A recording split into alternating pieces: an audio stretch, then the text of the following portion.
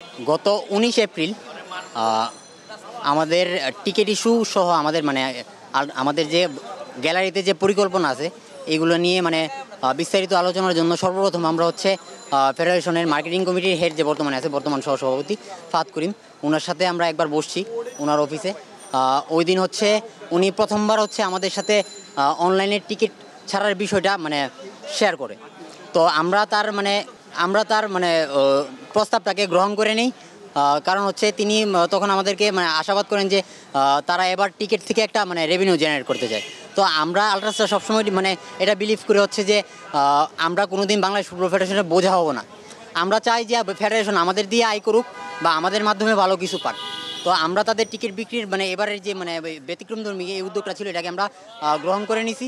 তখন তাদেরকে আমরা জানাইছিলাম যে যেহেতু আমরা একটা গ্রুপ বা একটা কমিউনিটি ওয়াইজ সবসময় যাই, আর গ্যালারিতে আমাদের একটা আলাদা বৈশিষ্ট্য আছে, আমরা একটা ড্রেস কোড মেনটেন করি বা আমাদের কালচারটা একজন সাধারণ ফুটবল ফ্যানের সাথে ম্যাচ করে না কোনো দিনই। তো আমাদের যে স্ট্যান্ড আছে বা আমরা যেই সাইডে বসবো, যদি অনলাইনে থাকে তাহলে যে কেউ চাইলেই আমাদের সাইড থেকেও টিকিট কাটতে পারতো। তাহলে এই জায়গায় একটা হজবরল সিচুয়েশন ক্রিয়েট হয়ে যেত। তো এই জন্য আমরা তাদের কাছে একটা দাবি উপস্থাপন করেছিলাম যে আমাদেরকে আমাদের চাহিদা মাফিক ৩,০০০ টিকিট আপনারা যে কোনো একটা স্ট্যান্ডে বরাদ্দ দেন। বিশেষ করে আবাহনী গ্যালারি, যেটা আমরা চিনি, এই গ্যালারিটা আমরা চাইছিলাম। তিনি তখন হচ্ছে আমাদেরকে জানিয়েছিল যে এই বিষয়টা এখনও প্রাথমিক পর্যায়ে আছে আলোচনায়। আমরা এখন কম্পিটিশন ডিপার্টমেন্ট সহ সবার সাথে বসে যা সিদ্ধান্ত আসবে তোমাদেরকে আমরা আগামী 7 দিন বা 10 দিনের মধ্যে জানাবো। তার পরবর্তী তার রেসপন্সের অপেক্ষায় আমরা এতদিন ছিলাম। তার থেকে আমরা রেসপন্স না পেয়ে পরবর্তীতে আমরা বাফুফের একজন বাফুফের বর্তমান সিনিয়র সভাপতি, ওনার দ্বারস্থ হই।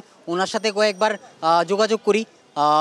ওনার সাথে যোগাযোগ করলে উনি আবার সাধারণ সম্পাদকের সাথে যোগাযোগ করার কথা বলে পরবর্তীতে আমরা বাফুফের সাধারণ সম্পাদক বরাবর আমাদের অফিসিয়াল চিঠি প্রেরণ করি। পাশাপাশি আমাদের পক্ষ থেকে অফিসিয়াল ব্যক্তিগতভাবে ফাহমিদুল ইস্যু নিয়ে আমরা যে সময় সরব ছিলাম ইন্টারকন্টিনেন্টালে, আমাদের সভাপতির মধ্যে একটা কথা বলছিল যে তোমরা কোনো দিন আমার কাছে দ্বারস্থ নয়, তোমরা তোমাদের প্রয়োজনে আমার কাছে আসতে পারো বা অফিসিয়ালি তোমরা প্রসিডিউরটা মেনটেন করতে পারো। তো আমরা তার কথা সম্মান রেখে, যেহেতু সে ফাহমিদুল ইস্যুর কথাটা রাখছে, আমরা সেই প্রসেসে চেষ্টা করছি একদম A to Z শেষ পর্যন্ত। কিন্তু আমাদের যে রিকোয়ারমেন্ট ছিল, আমরা ৩,০০০ টিকিটের কথা বলছিলাম। পরবর্তীতে টিকিট নিয়ে একটা ঝামেলা হয়েছে জানছি। পরবর্তীতে আমরা ২,০০০ টিকিটের কথা বলছি, কারণ তাদের আশ্বাসের অপেক্ষায় আমরা অলরেডি আমাদের রেজিস্ট্রেশন হয়ে রয়েছে ম্যাচ যারা দেখতে আসবে। তো আমরা যা আশা করতেছিলাম বা আমরা যা দাবি করছিলাম এর ছিঁড়ে ফোটাও তারা আমাদেরকে দেওয়ার অ্যাপ্রোচ নেই। গতকালকে পর্যন্ত তারা আমাদেরকে দীর্ঘ প্রায় 40 দিনের মতো এই বিষয়টা নিয়ে জল ঘোলা করে গতকালকে আমাদেরকে জানাইছে যে আমাদেরকে তারা 100 টিকিট দিতে পারবে, আমরা 100 টিকিট তাদের কাছ থেকে কিনে নিতে পারবো। এর আগে তারা আমাদেরকে এটাও ক্লিয়ার করে নেয় আমরা অনলাইন থেকে আসলে টিকিট কিনে নেবো কিনা, কারণ আমরা এর আগে অফলাইনে আমাদের চাহিদাটা আমরা জানাই রাখছিলাম। যদি আমাদেরকে তখন তারা জানাই রাখতো অনলাইনে আমরা কিনে নেবো, তাহলে আমরা অনলাইনে একটা ট্রাই করতে পারতাম। কিন্তু আমাদেরকে শেষ মুহূর্তে এনে, ম্যাচের আর কয়েকদিন বাকি আছে, এই মুহূর্তে এনে বলতেছে যে আমাদেরকে 100 টিকিট দিবে। এই মুহূর্তে এই 100 টিকিট নিয়ে আসলে আমাদের কোনোভাবেই ইভেন্ট অ্যারেঞ্জ করা সম্ভব না, কারণ আমাদের আলট্রাসের মূল বডিতেই 100+ হবে। আমাদের এই ম্যাচে যে ভলান্টিয়ার সংখ্যা এই 100 কাছাকাছি আছে। তো আমরা এই 100 টিকিট নিয়ে আসলে কাকে দিব? তো আমরা আসলে আমাদের ন্যায্য হকটা ব্যক্তিগতভাবে আমরা সভাপতির কথাকে সম্মান দিয়ে আমরা একটা অফিসিয়াল প্রসিডিউর মেনটেন করে সব কিছু মেনটেন করার চেষ্টা করছি। তার পরবর্তীতে তারা আমাদেরকে যে আচরণটা ফেরত দিয়েছে, এটাতে আমরা খুবই ব্যথিত হয়েছি। কারণ এই এন্ড অফ দ্য মোমেন্টে এসে আমাদেরকে যখন 100 টিকিটের কথা বলছে, জিনিসটা আসলে আমাদের কাছে ছিল একটা শকিং।